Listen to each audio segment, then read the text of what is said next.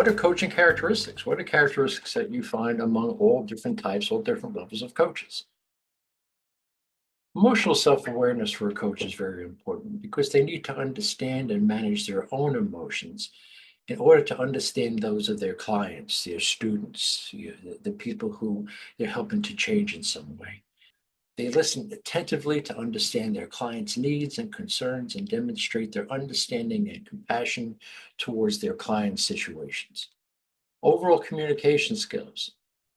Coaches are able to convey their thoughts, their ideas, their concepts clearly and effectively for other people to understand. They're able to adjust their message to different groups. They're able to help their clients set goals to achieve specific measurable objectives. For problem solving, they assist clients in finding options and identifying solutions to their challenges. Then there's adaptability. Coaches need to be able to adjust their coaching style, their expectations, based on what the client is able to manage.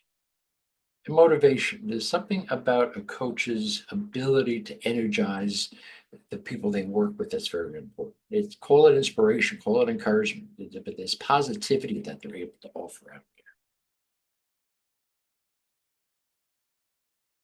Success is no accident. It's hard work, perseverance, learning, studying, sacrifice, and most of all, love of what you are doing or learning to do. So that's what coaches are able to ignite. Haley never worked as a coach, but he credits a lot of coaches in his career with helping him reach a certain level of success. That is the goal of coaching, to help anyone attain their potential, whatever the situation is. So think about, who are you coaching right now? Who are you sharing your knowledge with? Who are you helping build skills with? And who's coaching you? What's that knowledge you're looking to acquire? What skills are